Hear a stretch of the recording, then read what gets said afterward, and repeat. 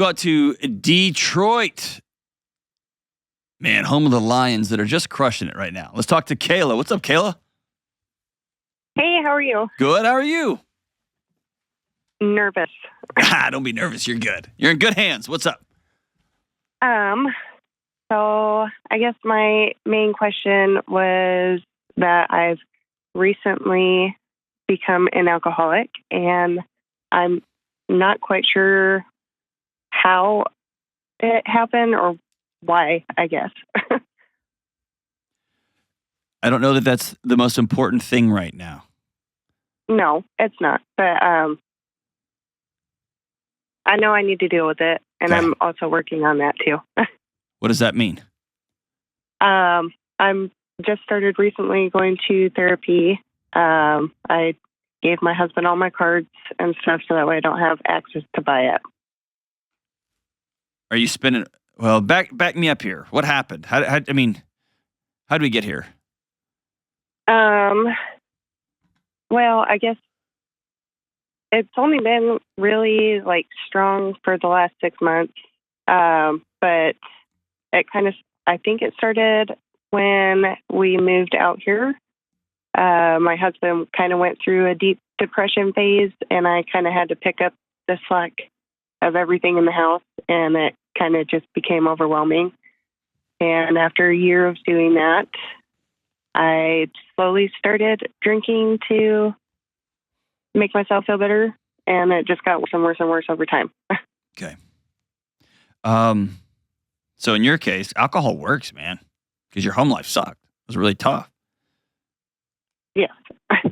And I know it's not like PC to say, but being married to somebody who's in a dark depression and can't get out of bed, and you're taking care of everything. Do y'all have kids? Yes, we do. Okay. So you're doing everything, plus worried about the electric bill, plus worried about things that y'all had not previously agreed were part of your job description, right? Mm-hmm. Do you have a history of alcoholism in your family? Unfortunately, yes. One of my sisters has died from it. My mother has died from it. Oh, has and died my dad from it? Was an alcoholic. Yes. So you are playing with fire. Yes. Yeah. And then, I know that, and I don't want to do it, but it's just there's something in me that I just can't I know. get past. It's a demon. I know. I promise there's light on the other side, but right now it is scary, scary, scary.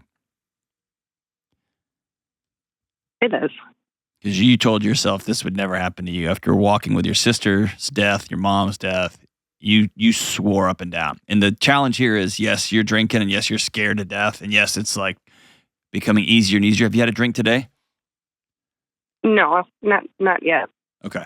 But it's right when you get off this call, you will, to calm down because you're nervous, right? I'm still going to love you. I'm not going to be mad at you. Yes. Okay.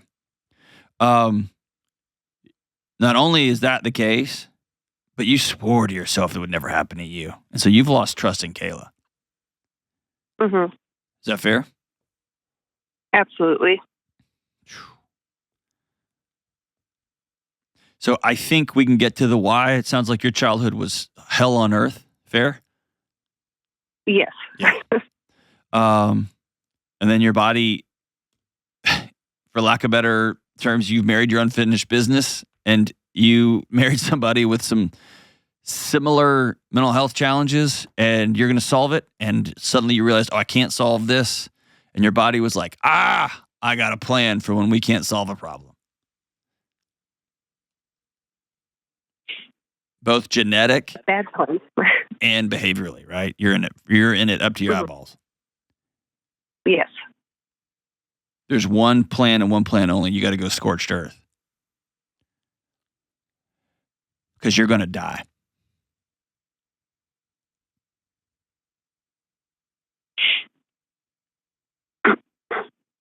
If I'm you, if you're my sister, if you were my wife, if you were one of my closest friends, I would tell you, I don't see a path forward without you going to an inpatient treatment right now before the train completely leaves the station. The fact that you haven't drank this morning before this call, I'm taking that as a good sign. Because you're nervous up until now, right? Yes. Yeah. Did you drink last night so you could sleep before today? Yes, I did. Yeah. So it's growing on you like a dementor, right? Like a shadow coming up behind you. Yeah, it does. How's your husband right now? Can he handle things for a few weeks? He absolutely could. Okay. He has tried getting me to do inpatient treatment. What's your hesitancy?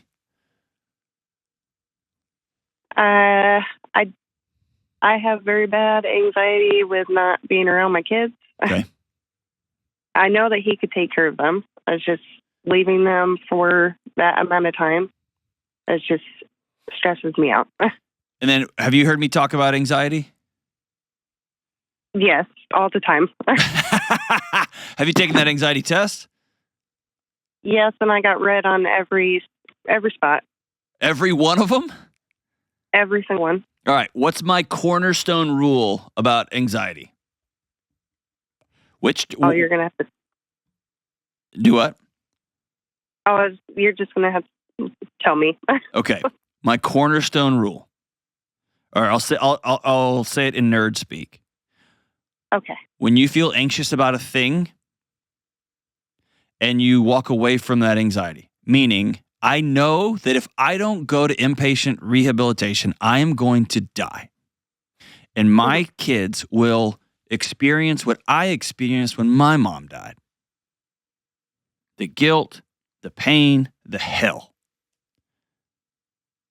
But your body feels anxious about leaving your kids because in some ways you're worried about your husband's ability to care for them.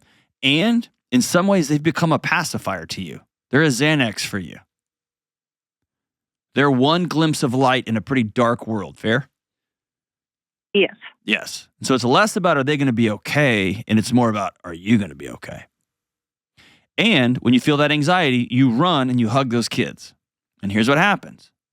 Your body actually reinforces the anxiety. It makes it stronger because it got what it wanted. It worked. And what it wants is for you not to get any further away from the light as possible. And those two little kids are all the light you got. And my cornerstone rule, and it's not my rule, it's neuroscience. The only way to get that anxiety to stop is to head directly into it. You're anxious about leaving your kids for 30 days? I'm going to sprint towards that. You anxious about how your husband's going to be able to handle it? We're going to sit down and we're going to make a plan. Are you anxious about waking up dead?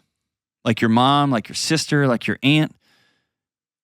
I'm going to make a committed plan that never happens to me. You see what I mean? This is changing your posture. This is you standing up tall for the first time in your life and putting your chin up and your shoulders back and saying, I'm heading right into this. And then you realize, I can't walk into this by myself. It's too scary. I've been there. I know. And you've got a husband who's saying, hey, will you go get this taken care of? Because I don't want to bury you. You got two little kids looking at you. You've got the ghosts of your mom saying, honey, take care of this, take care of this, take care of this.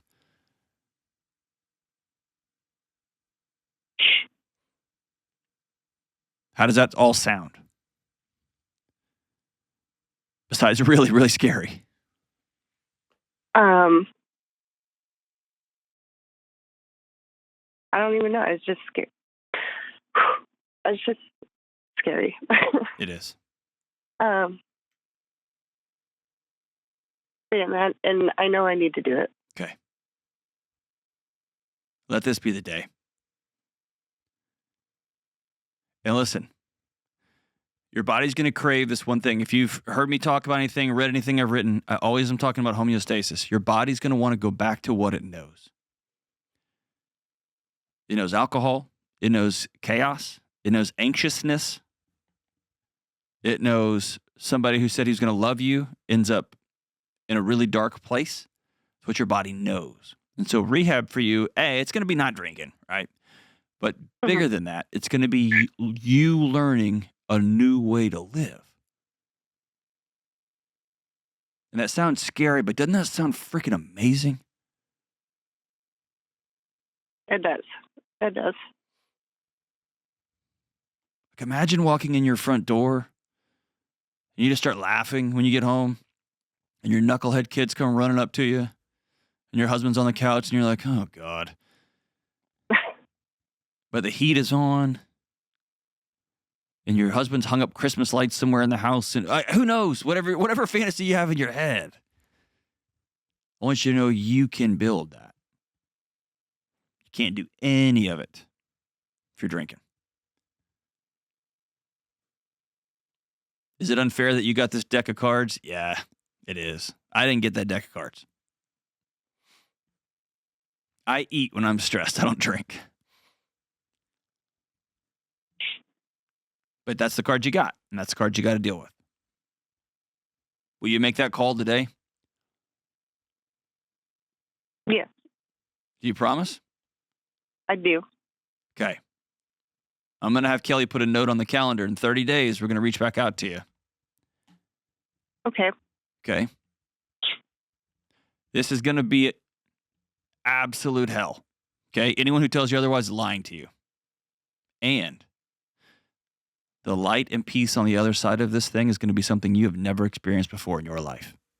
And you have an entire country of people behind you on this one. But by the way, we don't matter. The person who matters is your husband. The people who matter are your kids. The person that matters is the woman standing in the mirror. So proud of you, Kayla. Tonight, after you make that call and say, I'm ready to go, actually first tell your husband, then make the call.